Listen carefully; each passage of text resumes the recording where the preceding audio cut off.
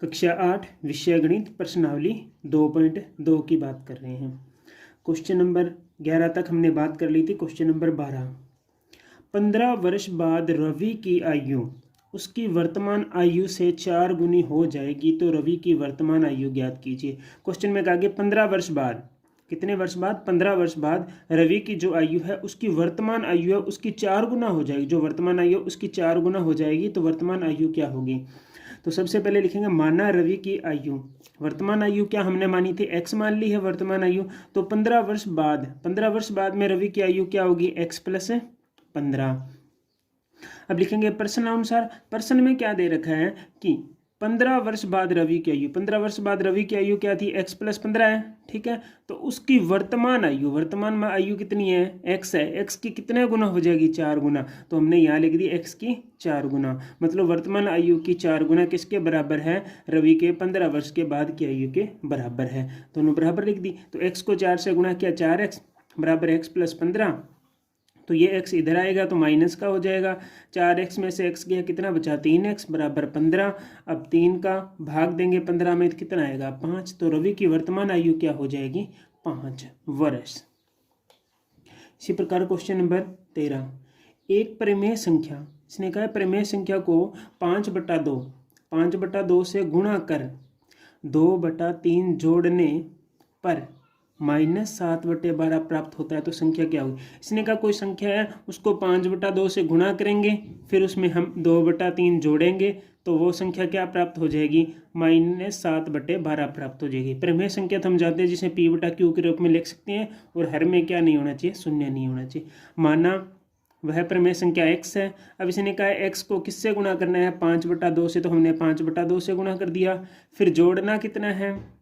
2/3 जोड़ना है। जोड़ने पर किसके बराबर होगा? बराबर होगा -7/12 के, तो 7/12 के बराबर कर दिया। अब क्या करना है? ये संख्या तो सेम रहेगी, ये संख्या प्लस में थी, फिर उधर जाएगी तो क्या हो जाएगी? ऋणात्मक हो जाएगी। तो ये माइनस का 2/3 हो गया। हम क्या करना है? 7/12 माइनस 2/3, इन दोनों का क्या लेंगे? हम लैस लेंगे। 12 और 3 का क्या लेंगे? लैस है। 2 का भाग दिया कितना आया? 6, 3, फिर 2 का भाग दिया कितना आया? 3, 3, फिर 3 का भाग दिया कितना है? 1, 1, तो 2, 4, 4, 3, 12, दोनों का लहसे कितना आएगा? 12। तो मैंने यहाँ 12 लिख दिया। अब क्या करना है? इस जो 12 है, इस 12 का इस 12 में भाग देंगे, कितना प्राप्त हुआ? 1। 1 को ऊपर वाली संख्या से गुणा करेंगे, 1 को 7 से गुणा किया, कितना आया? 7। चिन्ह किसका? माइनस का, तो माइनस का। बीच में चिन्ह किसका? माइनस का, तो माइनस का। 3 का 12 में भाग दिया, कितना आया? 4। 4 को 2 से गुणा किया, कितना आ गया? 8। इस प्रकार मैंने लिख दिया। इधर वाली संख्या सेम, x इंटू 5/2। देखो 7 और 8 दोनों ही माइनस के, जोड़ेंगे तो कितना आ जाएगा? -15, -15/12। अब ये संख्या इधर गुणा में उधर चली जाएगी, तो जो गुणा में इधर वाली संख्या होती है बराबर के उस साइड में चली जाए तो वो अपना जो अंश वह चेंज हो जाता है, उल्टी हो जाती है संख्या। तो ये जाएगी 2/5। अब इसको काटेंगे, 2 एकम 2, 2 छिके 12, 5 से कटा 5 एकम 5, 5 दिए 15। अब 3 से कटेंगे, 3 एकम 3, 3 दूनी 6। तो ऊपर क्या बचा? -1, नीचे क्या बचा? 2। तो उत्तर क्या आ जाएगा? -1/2। अतः वह परिमेय संख्या क्या हो जाएगी? -1/2 है।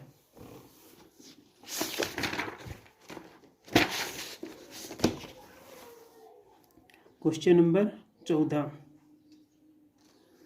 लक्ष्मी एक बैंक में खजांची है, ठीक है, खजांची है। उसके पास नकदी के रूप में 100, 50 व 10 वाले नोट, उसके पास में 100 है, 50 है और 10 के नोट है उसके पास में। उनकी संख्या क्रमशः 2:3:5 अनुपात में दे रखी है, जिसे हम x मान लेंगे, ठीक है, अनुपात है। उनका मूल्य, इनका मूल्य कितना है? 4 लाख है, ठीक है। तो उसके पास प्रत्येक प्रकार के कितने कितने नोट होंगे? अब देखो सबसे पहले हम मानेंगे, माना 100 के नोटों की संख्या कितनी दे रखी है? अनुपात में 2, तो हमने इसे 2x मान लिया। 50 के नोटों की संख्या कितनी दे रखी है? 3x, मतलब कि कितनी दे रखी है? 3, तो हमें 3x मान लेंगे और अनुपात में इसलिए x लगा रहे हैं, ठीक है। 10 के नोटों की संख्या कितनी है? 5 है, तो हमने इसको क्या मान लिया? 5 मान लिया। ये तो नोटों की संख्या आ गई, ठीक है। अब नोटों का मूल्य, मैं ऐसे बोलूँ कि मेरे पास में 100 रुपये के 2 नोट हैं। 100 रुपये के 2 नोट है तो मेरे पास में कितने रुपये हो जाएंगे? 200 रुपये। अगर मैं बोलूँ 50 रुपये के मेरे पास में 3 नोट है तो मेरे पास में कितने हो जाएंगे 150 रुपये। ठीक है, मूल्य ज्ञात किया हमने। तो इसी प्रकार यहाँ भी नोटों का क्या मूल्य ज्ञात करें। मैंने कहा 100 रुपये के नोटों का मूल्य, 100 रुपये के नोटों का मूल्य कितना हो जाएगा, संख्या कितनी है 2x, उसको 100 से गुणा करेंगे तो 200x। अगर मैं कहूँ 50 रुपये के नोटों का मूल्य कितना 3x इंटू 50 तो 150 रुपये। अगर मैं कहूँ 10 रुपये के नोटों का मूल्य, 10 रुपये के नोटों की संख्या कितनी है 5x है, उसको मैंने 10 से गुणा किया तो कितना आ जाएगा 50x। ये तो आ गया इनका मूल्य। और कुल मूल्य कितना दे रखा है 4 लाख रुपए। 4 लाख रुपए इनका कुल मूल्य दे रखा है। तो प्रश्नानुसार इन दोनों को जोड़ेंगे, इनका मूल्य कितना है 4 लाख, 200x प्लस 150 प्लस 50। तो 200x 150x प्लस 50 ये सभी है। इन सभी को जोड़ेंगे तीनों को तो कितना आ गया 4x बराबर कितना 4 लाख, क्योंकि 4 लाख इसने कुल मूल्य दे रखा है 4 लाख। तो x का मान कितना आएगा 400 का इधर भाग चला जाएगा, 2 0 से 2 0 कैंसिल हो जाएगा, 4000 में 4 का भाग देंगे तो 1000। x का मान कितना आ जाएगा 1000। अब नोटों की संख्या ज्ञात करनी। 100 के नोटों की संख्या हमने कितनी मानी थी 2x, तो 2 इंटू 1000 कितने हो जाएंगे 2000, मतलब 100 के नोट कितनी है 2000। इसी प्रकार 50 के नोटों की संख्या 3x मानी थी, 3 इंटू 1000 बराबर 3000। और 10 के नोटों की संख्या हमने कितनी मानी थी 5x, तो 5 इंटू 1000 बराबर कितने हो जाएंगे 50,000। ऐसा ही क्वेश्चन आगे वाला है। मेरे पास 300 रुपये मूल्य के 1 रुपये 2 रुपये और 5 रुपये के सिक्के हैं। 300 रुपये हैं, उनके 1 रुपये 2 रुपये और 5 रुपये के सिक्के हैं। 2 रुपये वाले सिक्कों की संख्या 5 रुपये वाले सिक्कों की संख्या की 3 गुनी है और सिक्कों का कुल संख्या 160 है। तो मेरे पास प्रत्येक प्रकार के कितने सिक्के होंगे। तो वही माना 5 रुपये वाले सिक्कों की संख्या, सबसे पहले 5 रुपये वाले सिक्कों की संख्या मैंने कितनी मान ली x। तो 2 रुपये वाले 5 रुपये वाले सिक्कों की संख्या x मानी है। तो क्वेश्चन में क्या दे रखा है 2 रुपये वाले सिक्के, जो 2 रुपये वाले सिक्के हैं वो 5 रुपये वाले सिक्कों की संख्या के 3 गुने हैं। भी मतलब 2 रुपये वाले सिक्कों की संख्या क्या है, जो 5 रुपये के सिक्के हैं उनको 3 गुना करेंगे तो 2 रुपये वाले सिक्कों की संख्या आ जाएगी। ये क्वेश्चन में दे रखा है, वही लिखा है 2 रुपये वाले सिक्के 3 गुणा 5 रुपये वाले सिक्के मतलब 3x आ गए। अब 1 रुपये वाले सिक्कों की संख्या कैसे ज्ञात करेंगे, देखो पहले इससे समझने के लिए मैंने कहा मेरे पास 5 रुपये के 2 सिक्के हैं और 2 रुपये के 3 सिक्के हैं, ठीक है। और 1 रुपये के सिक्कों की संख्या याद करो और कुल सिक्के मेरे पास में 10 हैं। कुल सिक्के कितने हैं, मैंने कहा कुल सिक्के 10 है मेरे पास। 5 रुपये के 2 सिक्के हैं, 2 रुपये के 3 सिक्के हैं और 1 रुपये के सिक्के की संख्या ज्ञात करो। तो हमने इन दोनों को जोड़ा, कितना आया 5। तो कुल सिक्कों में से इसको घटा दो, कितना 10 में से 5 गया, कितना बचा 5। तो 1 रुपये के सिक्कों की संख्या कितनी हो जाएगी 5। वही मैंने यहाँ की है। देखो 1 रुपये वाले सिक्कों की संख्या कैसे ज्ञात करेंगे, कुल सिक्के कितनी है 160।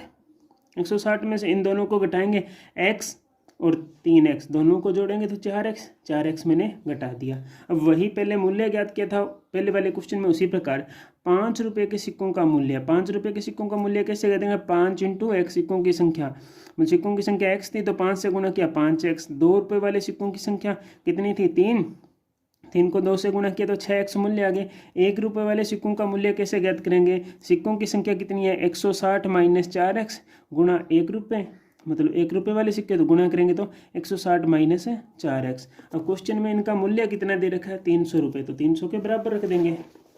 तो प्रश्नानुसार हमने क्या किया 5x plus 6x plus 160 minus 4x बराबर 300, क्योंकि कुल मूल्य इसने 300 बोला तो 300 के बराबर रख दिया। अब जोड़ेंगे 5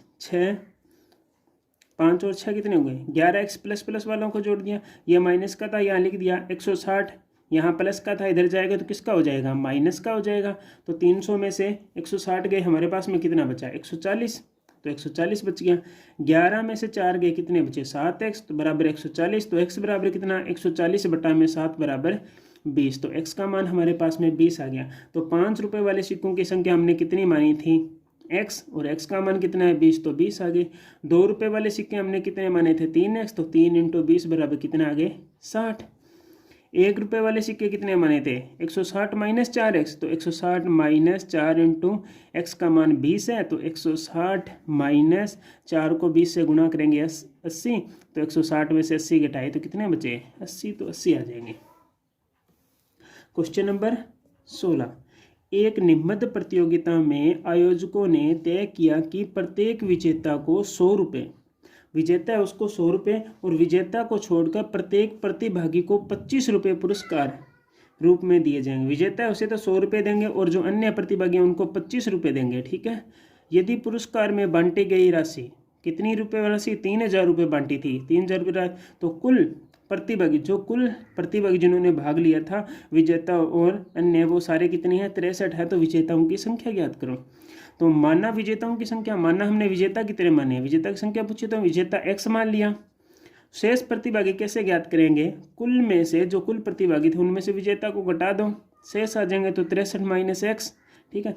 विजेताओं को मिली धनराशि, विजेता को कितनी धनराशि मिली, विजेता कितनी है x है और विजेता को धनराशि कितनी मिल रही है 100 रुपये, तो 100 से गुणा कर देंगे तो 100x रुपये मिल गए। शेष प्रतिभागियों की राशि, शेष प्रतिभागी कितनी है 63 माइनस x, ये ना 63 माइनस x, ठीक है। और कितने रुपये राशि मिल रही है 25, तो 25 से गुणा कर देंगे, 63 और 25 को गुणा करेंगे 1575, माइनस का माइनस 25 को x से गुणा करेंगे तो 25x, ठीक है।